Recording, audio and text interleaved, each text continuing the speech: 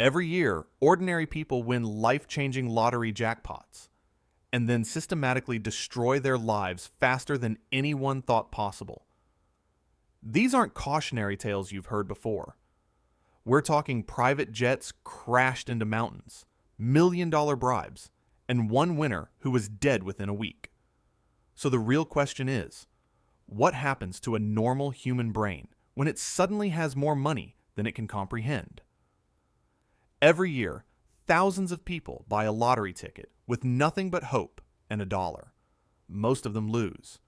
But every once in a while, someone wins. And when they do, the world watches to see what happens next. What happened next for the people in this video will leave you speechless. Meet David Lee Edwards. In 2001, he was living in a halfway house in Kentucky, barely scraping by, with a criminal record and no real prospects. He had nothing. Then, one August morning, he scratched a ticket and won $27 million. $27 million. For a man who had been sleeping on a cot surrounded by strangers. This wasn't just a win. It was a complete rewriting of his entire life story. At least, that's what it was supposed to be. Within 12 months, David had spent $12 million. Not invested, not saved, spent.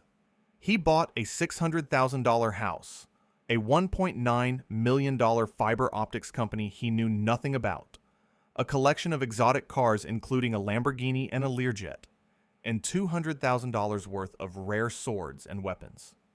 He also bought a $200,000 party bus that he drove exactly 3 times. By the time year 2 rolled around, the money was almost completely gone. Not slowly gone. Gone like water poured into sand. But David's story isn't even close to the most extreme one on this list. It's just the beginning. Because the people you're about to hear about didn't just lose their money. Some of them lost their families, some lost their freedom, and one of them lost their life within 7 days of cashing the check. What makes these stories so hard to look away from isn't the money. It's the choices. Normal, everyday people handed an impossible amount of cash, and then watching them make decisions that seem absolutely insane from the outside. But here's what you need to understand before we go any further. Every single person on this list thought they were making the right call. Every one of them believed, deep down, that they had it handled. That they were different. That the money wouldn't change them, or if it did, it would only change them for the better. So stay with us, because by the end of this video, you're going to seriously ask yourself what you would have done differently. Let's start with Jack Whitaker. In December 2002, Jack won $314 million in the Powerball lottery. It was the largest single-ticket jackpot in American history at the time. Jack wasn't even poor when he won. He already owned a successful construction business in West Virginia, worth about $17 million. He was comfortable, stable, a grandfather who went to church every Sunday, and then the money came. Within the first year, Jack was robbed twice. The first time, thieves broke into his car and stole a briefcase containing $545,000 in cash. Cash he was just carrying around. The second time, he was drugged at a strip club and robbed of another $200,000. He was at the strip club so often that employees knew him by name. His wife later said she wished they had torn up the ticket. But Jack's story gets darker. His granddaughter Brandy, who he adored more than anything, started hanging around the wrong people after Jack began showering her with money and gifts. He gave her $2,000 a week just for spending money. She was 17. Within a few years, Brandy was found dead, wrapped in a tarp, dumped behind a junked van. She had overdosed. Jack never truly recovered from that. Now, consider Evelyn Adams. She won the New Jersey lottery not once, but twice, in 1985 and 1986, collecting a total of $5.4 million. The odds of that happening are almost impossible to calculate. And yet within a decade, every single dollar was gone. She gave enormous amounts away to anyone who asked. She gambled heavily in Atlantic City. She made zero investments. By the early 2000s, Evelyn was living in a trailer, telling reporters she had nothing left. Then there's William Post. He won $16.2 million in Pennsylvania in 1988. Within 3 months, he was $500,000 in debt. His own brother hired someone to murder him for the inheritance. His landlady sued him for a share of the winnings. He bought a restaurant, an airplane, and a dozen other businesses he had no idea how to run. Every single one failed. He later said, and these were his exact words, that the lottery was the worst thing that ever happened to him. And if those stories felt reckless, wait until you hear what's coming next. Because the next winner didn't just lose the money. They lost everything else too. Abraham Shakespeare was a gentle man. People who knew him described him as quiet, kind, and trusting to a fault. In 2006, he won $30 million in the Florida lottery. He took the lump sum, which came out to about $17 million after taxes. For a man who had been working manual labor jobs his entire life, it was an unimaginable amount of money. And that trusting nature, the thing people loved most about him, was exactly what got him killed. Almost immediately, people came out of nowhere. Friends he hadn't seen in years. Strangers who claimed to be distant relatives. People with business ideas, sob stories, and open hands. Abraham gave generously to almost everyone who asked. He bought houses for friends. He paid off debts for people he barely knew. Within 2 years, he had given away or spent nearly all of his winnings.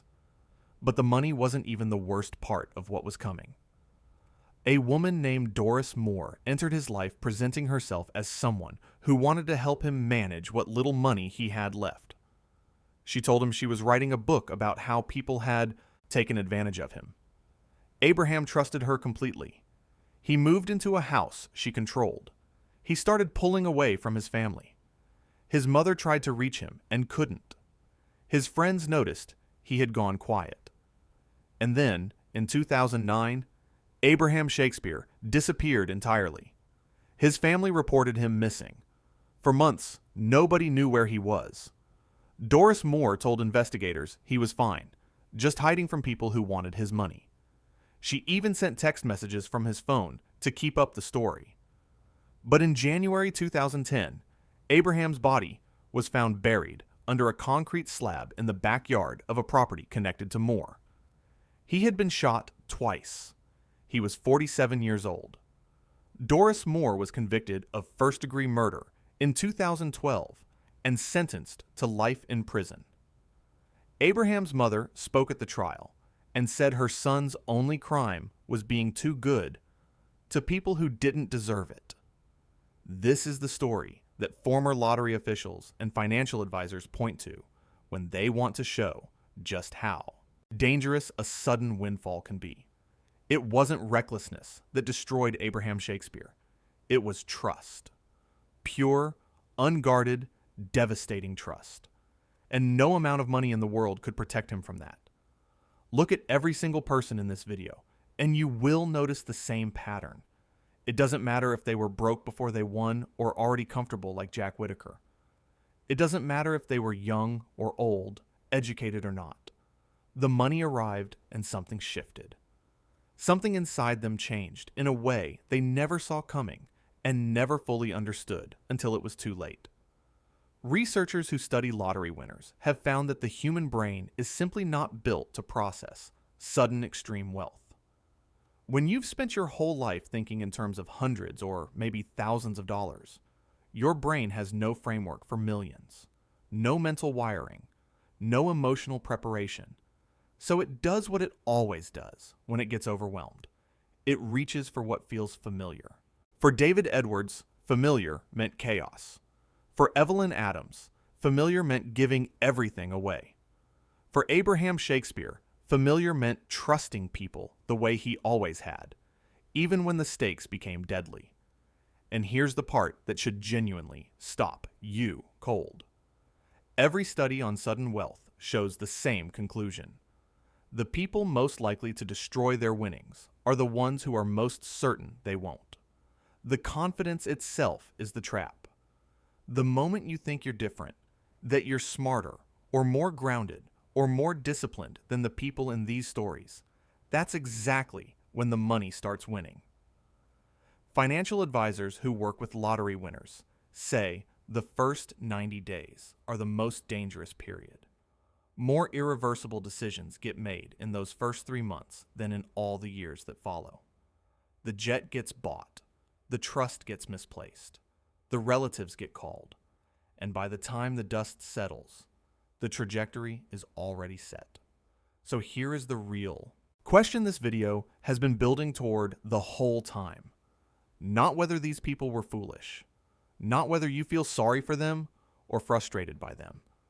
The real question is this: if a check for $10 million landed in your hands tomorrow morning, and every single person you've ever known suddenly knew about it, and the calls started coming in before lunch, and someone charming and persuasive showed up offering to help you manage it all, honestly, truly, hand on heart, would you actually do any better? Subscribe and drop your answer in the comments. We read every single one.